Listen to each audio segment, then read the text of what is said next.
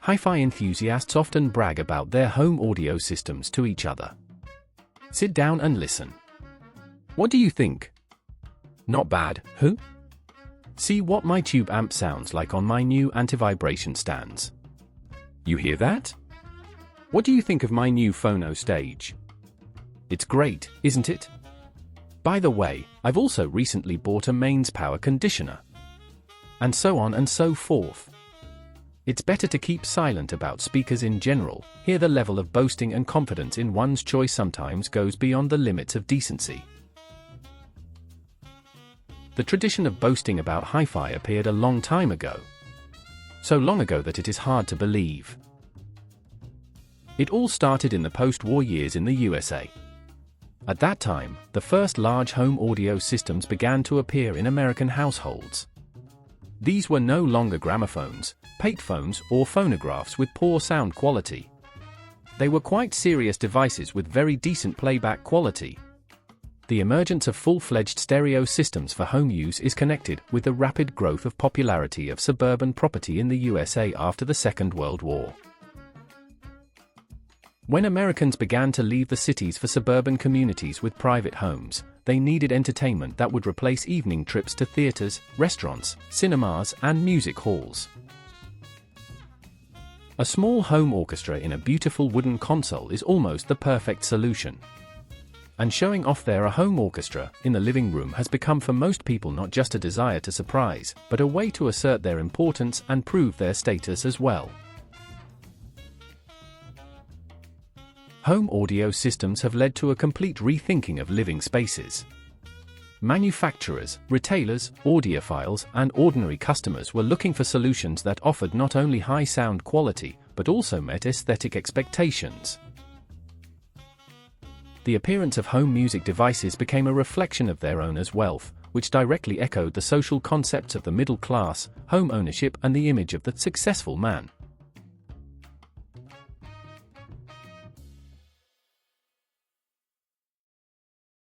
Hi-fi systems, like other technology of that time, including televisions, became the link between private life and events outside the home. Technology allowed people to live separately but be in the center of everything, which in those days seemed surprising and even a little frightening. Television showed national and world news, wars, and crime reports, and stereos gave access to symphony concerts, musicals, and performances previously inaccessible to people in the provinces, far from the big cities with their cultural life.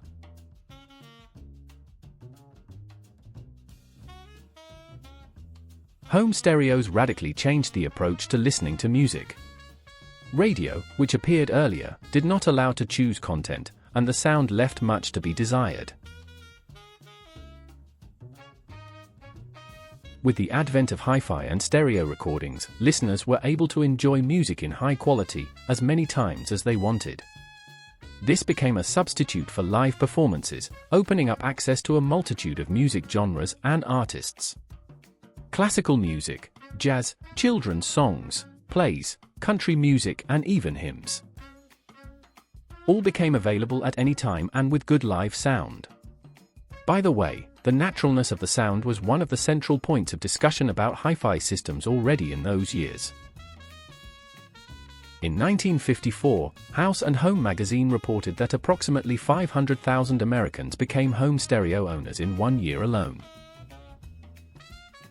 The growth of the industry reflected the increasing number of specialized publications for audiophiles as well.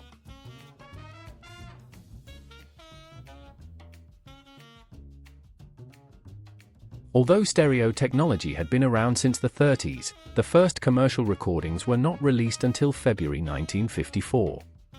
The first of these was Berlioz's The Damnation of Faust, recorded at Symphony Hall in Boston.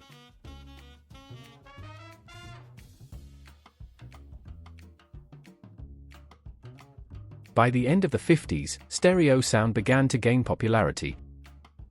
In 1958, experts called it the breakthrough of the year. A sharp rise in the popularity of hi-fi systems for the home began in the second half of the 60s. For the middle class, stereo became one of the most desirable acquisitions. Successful marketing and demand created a new audience, the home audience. Listening to music on stereo became not only a cultural element, but also an integral part of everyday life. In 1961, the cultural critic George Steiner characterized the situation as follows: the new middle class had begun to read less, but had begun to enjoy listening to music. Where there used to be books, there are now rows and rows of music records. However, musicians and experts did not always perceive the new phenomenon positively. Many performers feared that stereos would make listeners passive and turn live concerts into outdated entertainment. They worried that making music available anytime and anywhere would diminish its value. The Frankfurt School theorist Theodor Adorno was particularly critical of this process. Back in the late 30s, he had studied the impact of the media on culture and society. Adorno believed that effortless access to music would lead to an audience devoid of aesthetic sensibility and social engagement. In a critical article, Adorno and his co-author Max Horkheimer condemned the mass construction of cheap houses on the suburbs of cities, comparing this to technological innovations in audio. They linked both trends to monotonous mass production, arguing that the popularity of such things would disappear very quickly.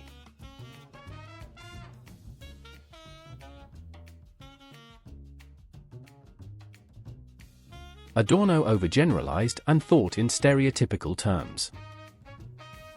His criticism failed to take into account that home stereo systems not only provoked addiction to background music, but also stimulated interest in audio, allowing listeners to choose recordings to their liking and truly enjoy them.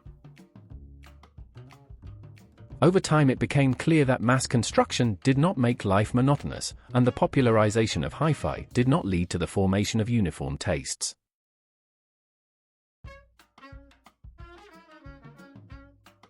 As stereos became more common, fans of jazz, blues, rock, and pop music grew. People listened to music together and argued about trends, artists, and technology. In other words, they evolved. Home stereo opened up new possibilities. Some people imagined themselves as a music conductor with their own orchestra, others organized dances with friends. Others preferred a comfy chair, a drink, and chamber music or jazz filling the room. Stereo systems also brought parents and children together to listen to stories, learn to recognize instruments, or simply sing. On weekends, religious music began to play in American homes.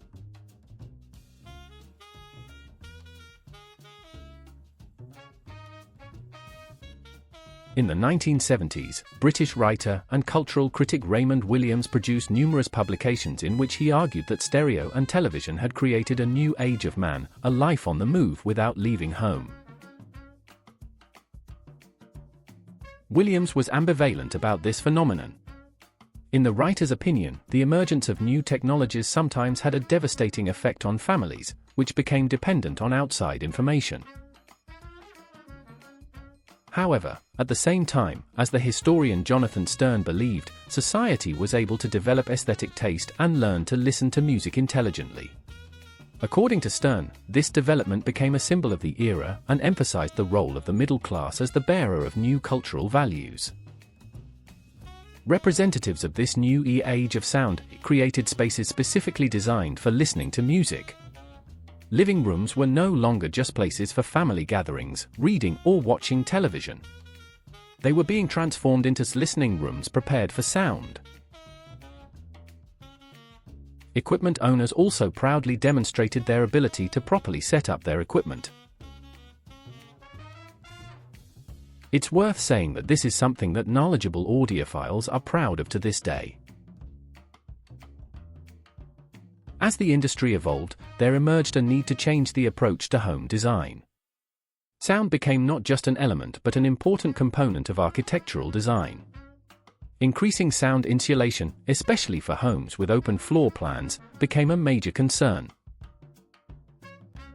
The fascination with sound went as far as the emergence of house designs with built-in hi-fi systems and wiring during the construction phase.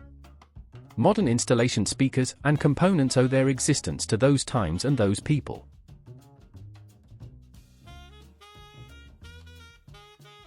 The importance of organizing the right space for stereo systems has led to the renovation of interiors with well-designed rooms. The limited space of typical houses created difficulties.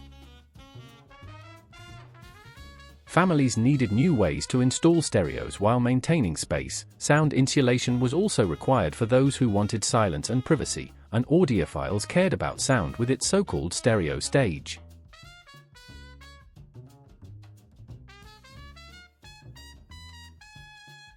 Buyers of stereo systems could choose between two options: assemble the system piece by piece or purchase a ready-made console. Self-configuration and assembly was often more expensive, but for true audiophiles it was preferable. At the same time, ready-made consoles that blended harmoniously with the interior became a convenient option for those who preferred simplicity. Even so, there was a certain agreement among manufacturers, designers, and retailers. Stereo components were most often hidden behind closed doors or covers.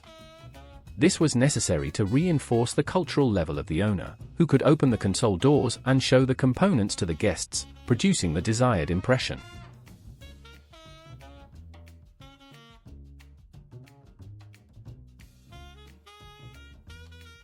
In the late 50s and early 60s, hi-fi created a new niche for furniture manufacturers. Companies started producing special racks and cabinets for music components.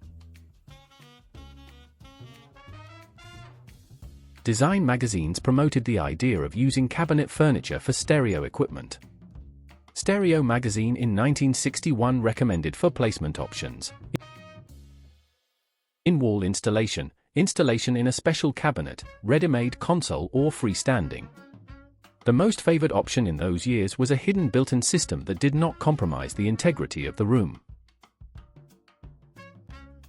Designers even came up with the idea of hiding the speakers behind tapestries or fabrics, believing that they should be audible but not visible. However, this fashion did not last long.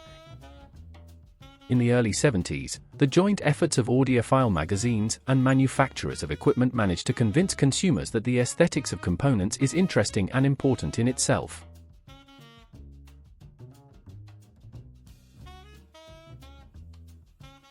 Thus, stereo systems began to be regarded not only as functional devices hidden in beautiful wooden furniture, but also as pieces of art.